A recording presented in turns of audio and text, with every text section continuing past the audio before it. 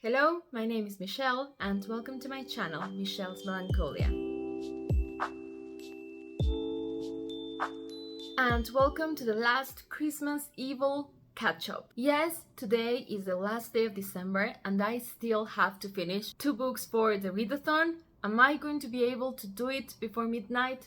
I don't think so. So I think I'm gonna have to carry them over to the first day of January, but I am definitely finishing them tomorrow because I need to get started with my January TBR. It's very ambitious. So as I have said 1,000 times, I was really busy during the past few weeks, but I did finish 3 books. 2 of them I had mentioned in my last catch-up that I had started them. The first one is The Ghost of Helen Addison by Charles E. McGarry.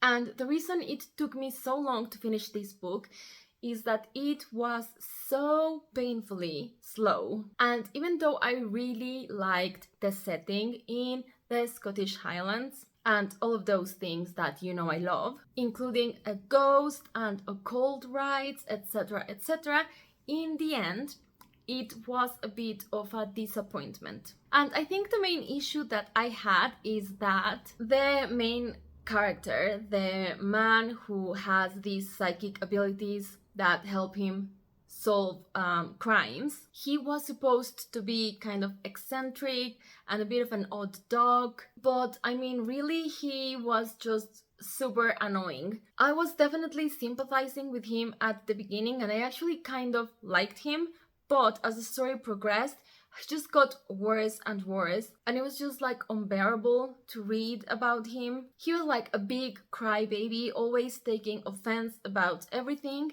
and he was also a textbook nice guy. He was always chasing after these women and they didn't like him because he was unlikable and rude. And then he was like, oh, poor me, why do none of these women like me? I'm so nice, I'm so smart.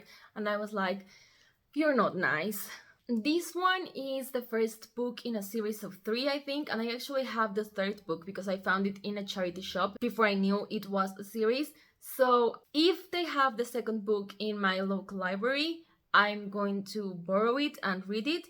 If they don't have it, then I'm just going to redonate the 3rd book because I don't think I want to buy the 2nd one. So yeah, it was like an okay supernatural mystery, but I wouldn't really go out of my way to recommend it to any of you. The 2nd book I finished was The Haunted by Bentley Little, and this was also pretty bad. And this one was nominated for the Bram Stoker Award for Best Novel in 2012. So I thought maybe I was the problem, but I don't think I'm the problem. This is a pretty standard haunted house story, a family of 4 living in a house where there's ghosts, ghostly apparitions. And at the beginning I really liked the book because you get the perspective from each of the 4 family members, the dad, the mom, a boy around 10 and a teenage daughter, and they all had their own voice and the things that were happening in the house were pretty creepy. But then as the story develops and you start to get the background on the house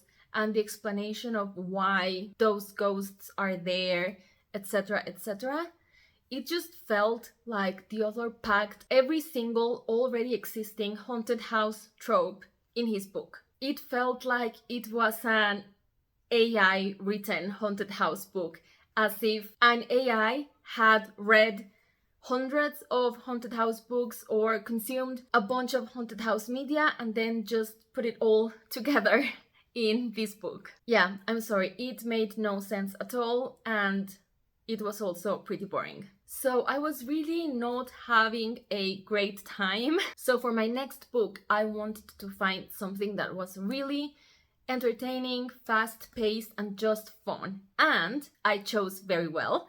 I chose Return of the Living Elves by Brian Asman. And literally, this is just about zombie-like elves. Well, it's mostly focused on one elf building an army of other zombie elves and wanting to take over the world. But that's literally just the very basic premise of the book, because there is a lot of fun stuff going in there. Brian Asman creates a world where Santa is real, but there's also like government organizations to rule not only over Santa or Santa world, but also other fictional worlds, and they are all interconnected, and there's like weird political tensions between them.